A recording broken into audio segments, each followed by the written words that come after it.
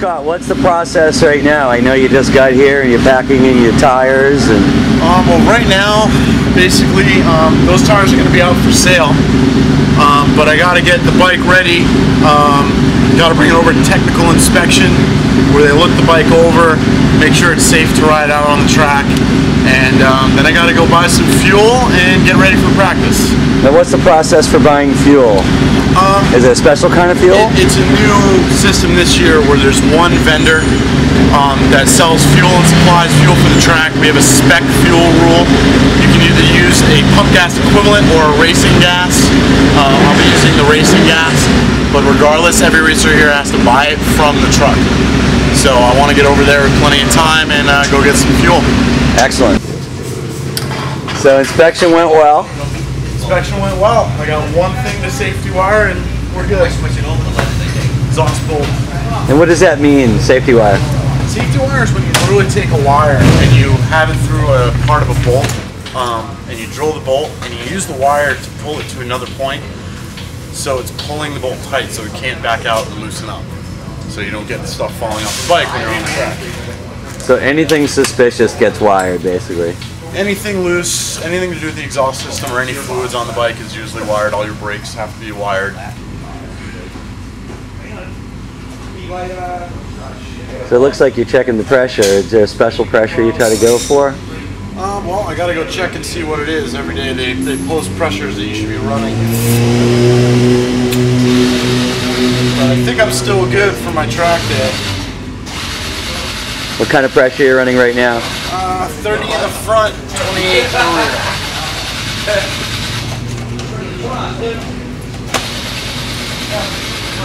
rear. Let's go. And that's based on condition, I would imagine, right? It's based on condition, on which kind of tire you use, what brand of tire you use. So where the track's pretty dry today, you're able to use your kind of a standard dry condition tire? Yeah, I'll be running slicks today.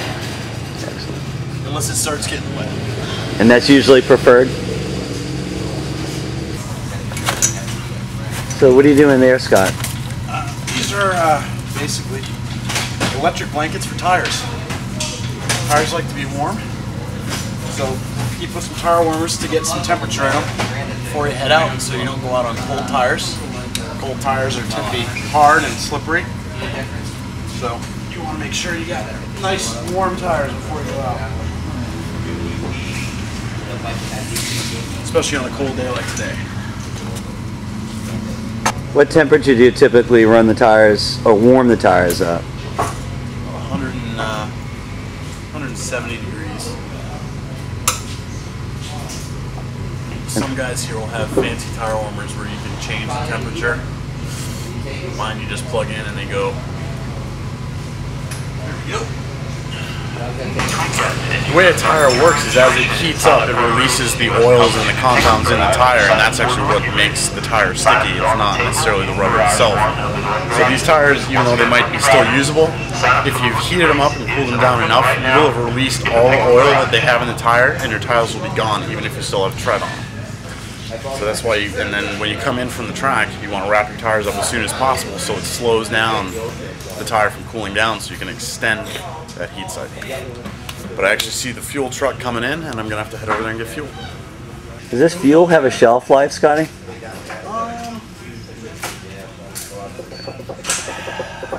You don't really want to keep it too long, but you know, if you store it right, it'll last over a winter. So if you don't use it all today, you'll save it for next week? Oh, absolutely. But one of the big things is I got to drain the gas out of the tank because it'll eat the tank. That's how nasty stuff is. No kidding. My lovely girlfriend, Levine. Hi, Levine. Do you come and watch the races often? No, that's the second time. I watched the last one last year. Okay, was the last one? Yeah. Was the last one and now the first one.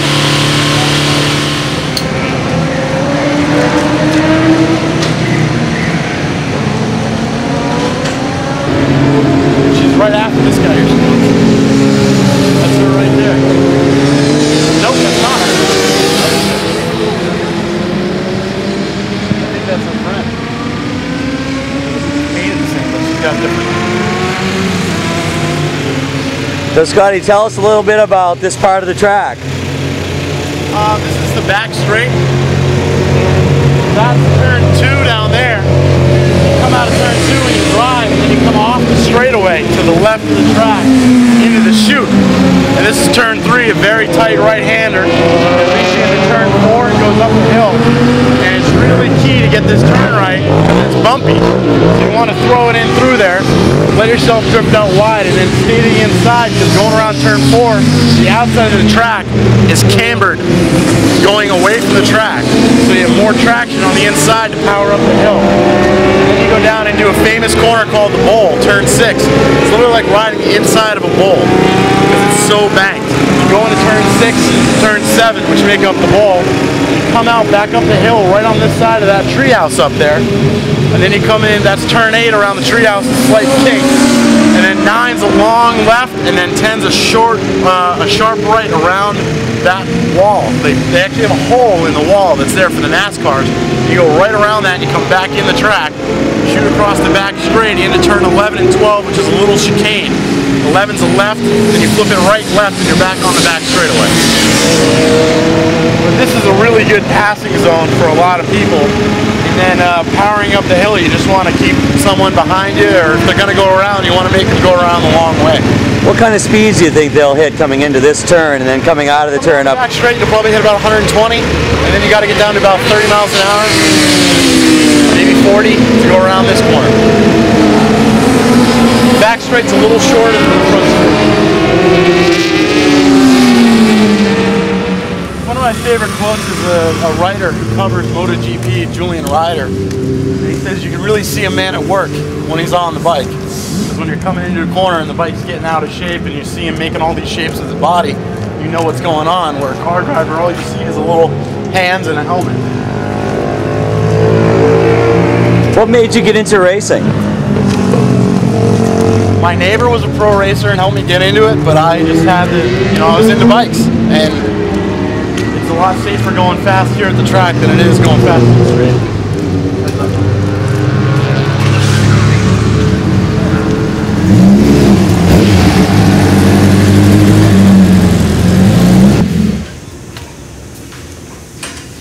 So tell me a little bit about the protective gear you're putting on. Leather suit has armor here, armor here, armor here, armor here. It's a 3 mil thick cowhide. Do most of the racers use leather? The leather or kangaroo. You have to use one or the other. Is Kevlar ever used in this sport? It might be in the padding or in the helmet, but not as far as a suit construction. You can't wear a textile. It has to be like leather or animal skin like kangaroo. Why is that, Scotty? It's proven to be abrasion resistant. It won't rip through when you're sliding down the track at 120 miles an hour. I noticed some kind of pad up on the, or plate up on the workbench. That's my back protector. It's made of plastic, so it bends forward but not back. And it's designed to protect your spine? Just heard it on the PA. Yeah. He's saying 4 is out right now. 3 and 4. 3 and 4. So it looks like they're speeding up the practice process today. Usually if there's a small group, they'll just combine it with another group. And which practice group are you? 7. How long do you typically practice for? Each session's about 10 or 15 minutes. And you get 2 every morning. So Saturday morning you get 2, Sunday morning you get 2. And Friday afternoon and Thursday they run practice that you pay like $100 and it's all afternoon. So you can get some good track time there too.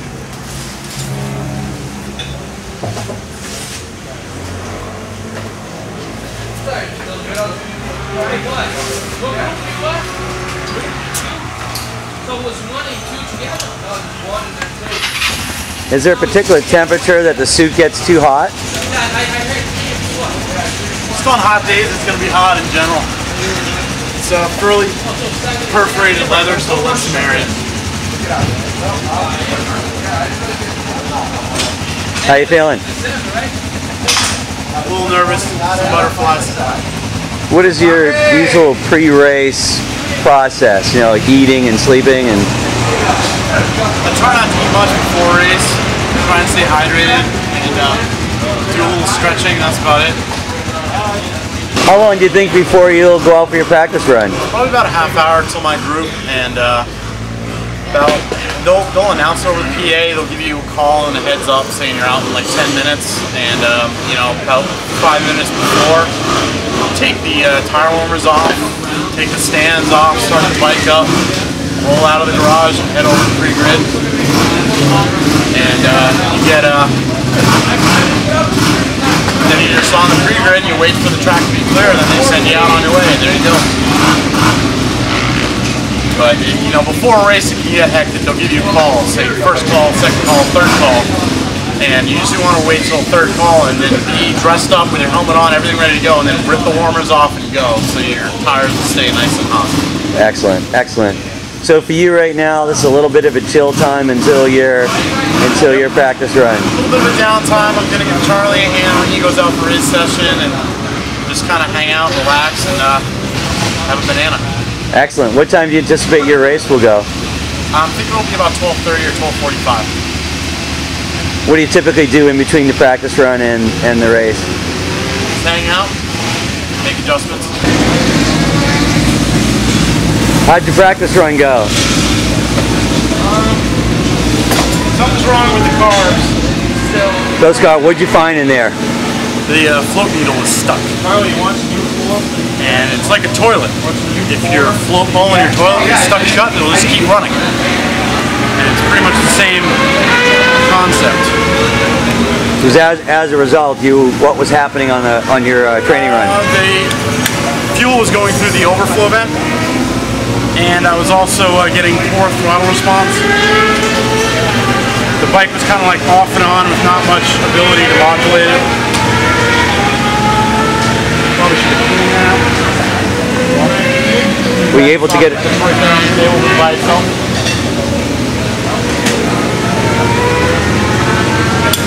Were you able to get a feel for the track as well? Oh yeah. It's good. It's like riding a bicycle. Okay.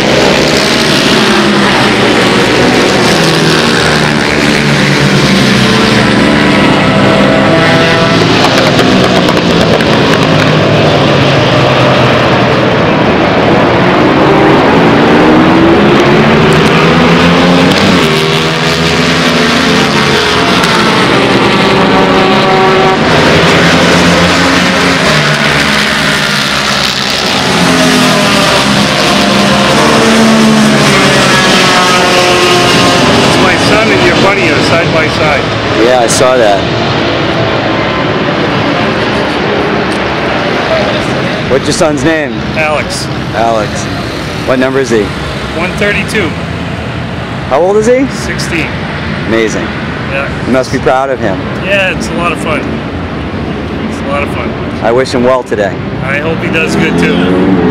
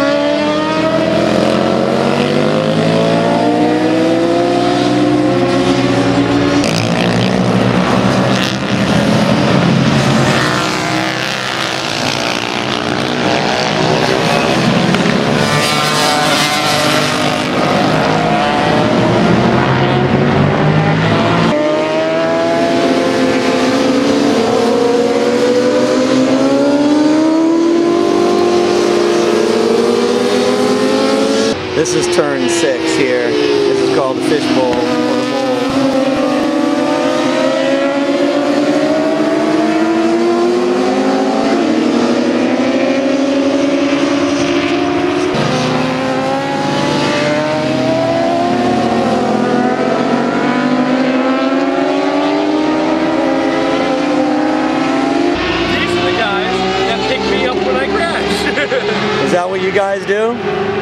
you see them go sliding across, we're gonna go pick them up.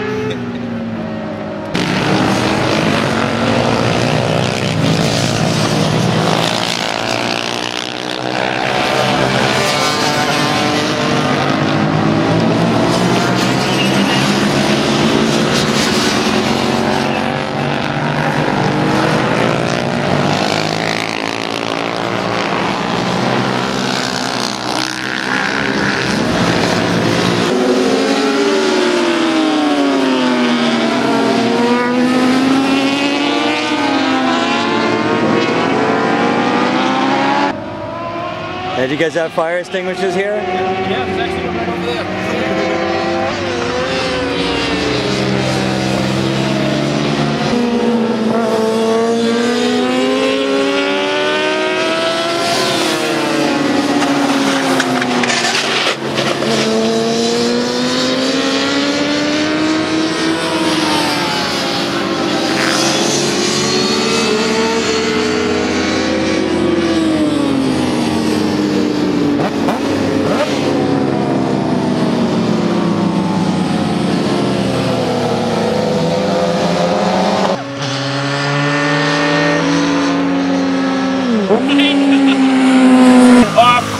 On the outside of the bowl right here, wide, you can see the marks right there. I Yeah. kind of slid right behind it.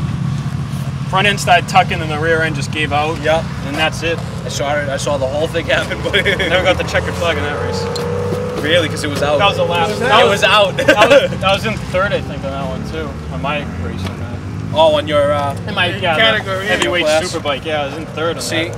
Oh, although it is, you are an amateur. Yeah. See, I was expecting the novice heavyweight superbikes to dump, and they didn't. I don't know what happened on that. That was the last lap. I wasn't even going heavy. I didn't think anybody was right on me, so I was just kind of tagging along, trying to get third. So you were going into the corner, and then what happened? The front end? Front end, I think, started tucking, and then the rear end slid out. The next thing you know, I'm just on the ground. What does that mean when it tucks? It means the front end no longer gets traction. All of a sudden, it just kind of washes away from you. So all of a sudden, you no longer have traction. The bike just goes down completely. The tires off. And Kinda what just he sliding did around. was he got traction after he lost it, and then his back end goes Swings around, yeah.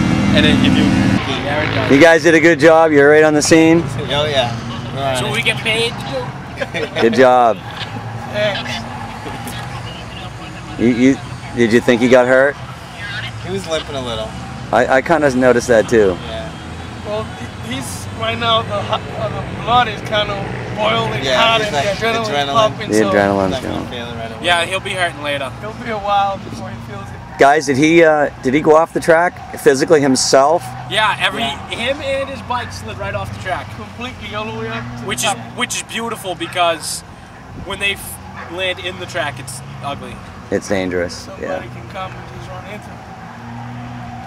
And a lot of times they'll get up when they're in the middle of the track. They'll get up and they'll run in any direction, which isn't good because there might be bikes in that direction. They don't know where to go. Yeah, that was a The clean. safest thing to do is stay there until somebody is like, "Hey, come this way." I noticed the guys were good about immediately slowing down and putting their hands up. Yeah. Yeah. It's because we got that guy up there on the hill. Right. He was a little late on that call. Yeah. But Did you radio it in? Yeah. Yeah. And then all of a sudden I see him get up and he was like, "Oh, there's a crash." And I was like, "Yeah, thanks, Mike. It's about time." There they go.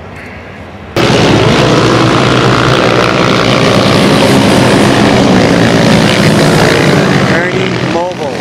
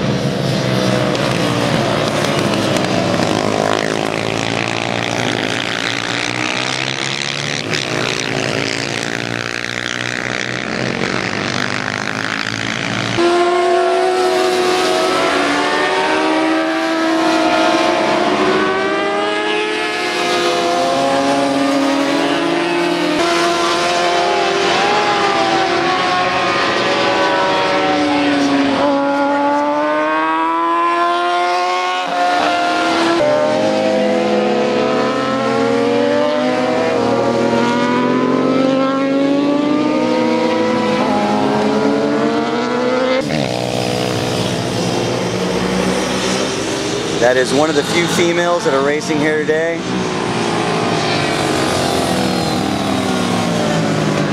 I spoke with her earlier today. How are you? Back in. Good. What's your name? Lisa. You've been racing long? Not really, no. This will be my first full season. I just started last year. That's amazing. How many women usually race in these types of races? I think last year I saw maybe 10 to 15 women on the track. How did you get involved in this? A friend of mine races. I started off corner working, and I ride a street bike myself, and I figured that I can do this. So I started. And the riding the street bikes probably helped a lot with understanding. Absolutely, absolutely. I mean, my other bike's a Harley Davidson, so it was a night and day difference. But I really like the speed and the performance of the race bike. It's a whole different type of style of riding. And what CC Kawasaki is this? This is an EX 500. And what kind of speeds do you hit with this kind of? I'm really not sure because the speedometer's taped up, but I think about at least 120 on the straightaway. What does that feel like? It's awesome. It's unbelievable. And leaning into a turn, coming close to the pavement, the adrenaline is amazing. And which race will you be in today? I'll be in race number 7. I believe it's the lightweight super sports. And tomorrow I'm racing 2 races, and I just hope the rain holds off. It looks like it's going to. I hope so. I wish you well today. Thank you very much. Appreciate it. Thanks.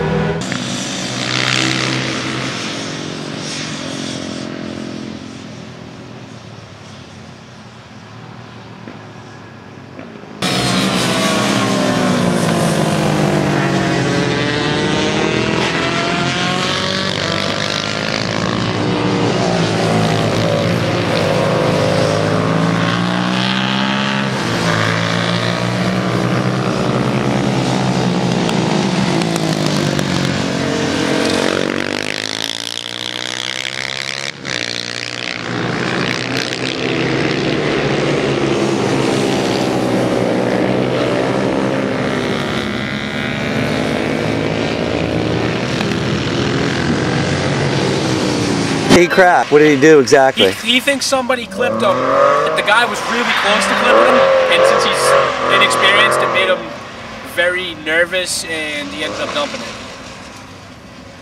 But. And he was okay, you feel? Oh yeah, he was fine. Yeah. He got right up, and he even had his bike up by the time we got there, which is always a good sign. I love that when they already have their bike off the ground. Plus, them little 250s don't weigh nothing. That helps. It does. His bike drove away too, which is a good sign. Both of them. Well, this guy's better off. All he needs is He needs a new handlebar, he needs a shifter, and a rear set.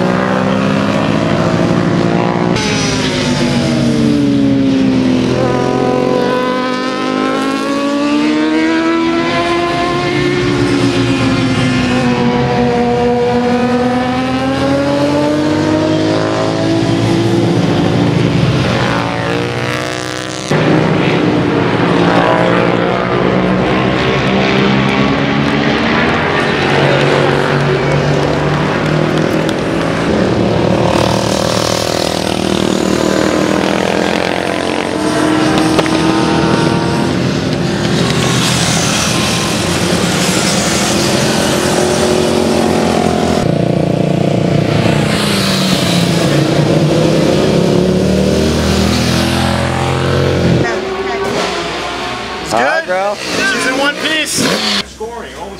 So what do you think, Scott? How was opening day? It was good.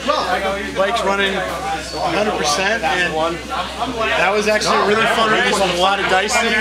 One crash, red flag, but we started and everything went all right and had a couple good battles and came out on top. Did anybody get hurt? Was that? Anybody get hurt? I don't know. I think one guy went out on an ambulance. But I just saw him laying outside at turn 1A, and he was not moving, so hopefully he's okay. But yeah, it was a real fun ride, and do it again tomorrow.